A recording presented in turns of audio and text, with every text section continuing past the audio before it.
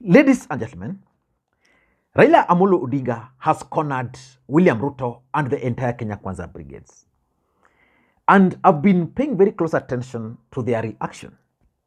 Moses Masika Wetangula, for example, has called for dialogue. And today, UDA party, led by Secretary General, issued some ultimatum to Raila Amolo Odinga. And I want to be honest, I watched the entire press conference, and it was actually depressing listening to Cleophas Malala. Cleophas Malala said so many things during that particular press conference. And I want us to do a critical analysis of that particular press conference, specifically the two demands which they are making and why they called for that particular press conference. Now, I want you to pay very close attention very shortly to Malala. Stealing over 15 billion Kenyan shillings in under 26 minutes just before the end of Uhuru tenure is deeply troubling. It is outrageous that these two so-called handshake partners were actually partners in crime. Now, tomorrow, I'll talk about this amount of money because it's huge sums of money. Before this story came up, Rigathi Gachagua was the first person to talk about it. Rigathi Gachagua, in one of the rallies, suggested that a few individuals within Kenya Kwanza government actually carried boxes with loads of money to JKIA, and then from there, they took them to various homes. And I've been imagining how 15 billion would look like. But we will talk about it because the moment Rigathi Gachagua talked about it, then the controller of budget also talked about how she was coerced to release the money. And for me, I read something there. And then coincidentally, today, it was the subject of this particular press conference. Let's continue a bit. So-called handshake partners were actually partners in crime. The controller of budgets has confirmed that 4 billion was released to pay maize millers from subsidies. Yet the maize millers never received the money. Another important aspect, is at the beginning of the statement, they go directly to maize subsidies. Why do you think they are going for that? Because one of the demands which Raila Odinga placed on the table was that the government must lower cost of living, which they failed to do. So basically, Malala is telling you that the cost of maize is still up because of the 4 billion which was paid, which was supposed to be paid to millers but went into people's pockets. Let's continue. The maize millers never received the money. Yes. This was yet another act of shameless theft by the handshake brothers. The political hypocrisy by the Azimio leaders witnessed in the recent past is traumatizing to Kenyans who are facing hard economic times. As if stealing tens of billions within minutes is not enough, the thieves are not even courteous enough to pay taxes. Now, the issue of tax is also coming in here. Why do you think the issue of tax is coming here? Because remember, when they began the issue of taxes, the Kenyatta family they were targeting told them, if you believe that tax you are not paying, please come for it. In fact, if I were to give a Nigerian this press conference, or if you are listening to it, you will think that these guys are the opposition and that they are not part of government. So which means the government has failed. First of all, they don't know how to deal with theft. Number two, they cannot collect taxes from Kenyans. But I don't want to continue playing this because it will depress you. To pay taxes.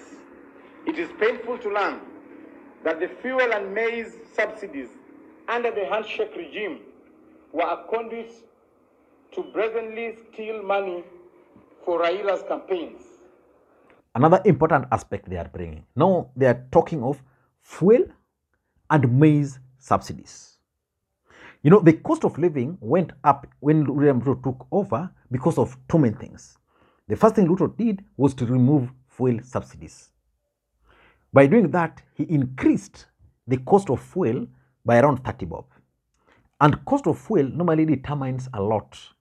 The second thing they did was to remove maize subsidies, which was cautioning Kenyans. Of course, Uhuru might have introduced it during campaigns to lower cost of living, but Ruto increased it. Now listen. To brazenly steal money for Raila's campaigns.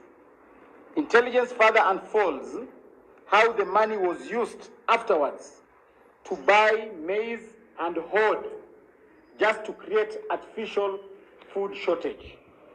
Odinga and his friends are responsible for pilfering public coffers to its dry bone.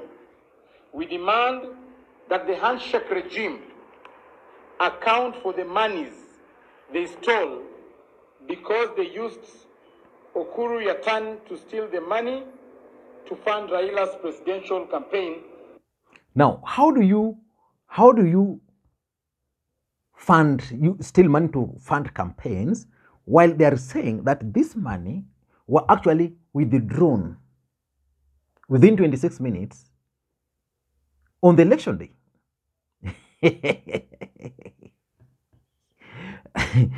But let's not proceed with that because it's really depressing.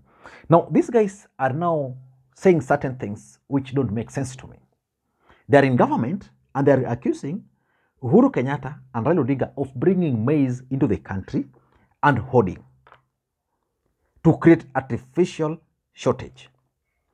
Now, that's very interesting because they are giving two demands, which is important. The first demand is that they want Raila and Uhuru to come clean on the money they took.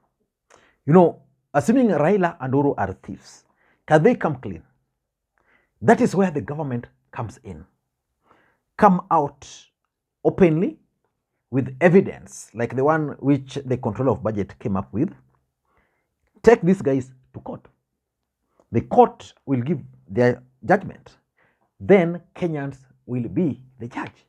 Number two, they are also telling Kenyans, and this is really depressing, and it's true, that it's hard being a UDA supporter, and that all Kenyans are not UDA supporters, that they want Raila Odinga and Uhuru Kenyatta to actually show Kenyans where they hid the maize and when they are ready to release them.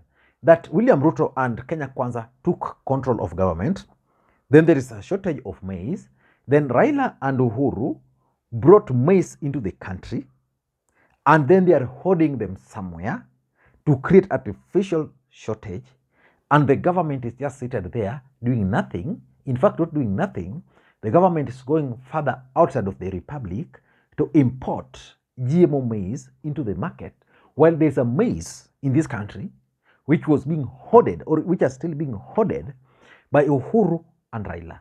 And we are talking of a statement which is being issued and read by none other than the Secretary General of a ruling party. If this statement had actually come from Sifuna or Jeremiah Kioni, I would forgive them.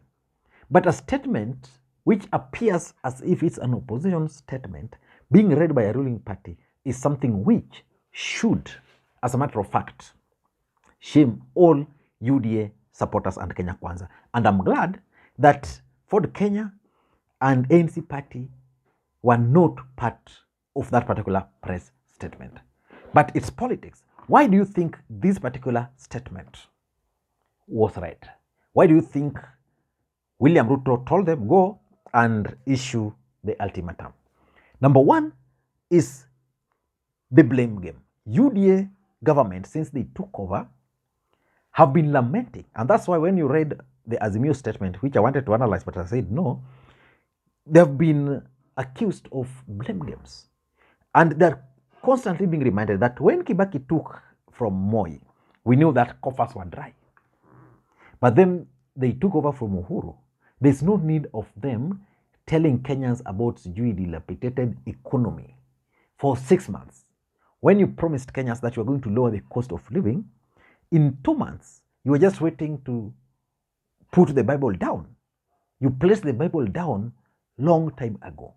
So it's not the time for you guys to continue blaming Raila, continue blaming Uhuru. The fact is, you have the opportunity.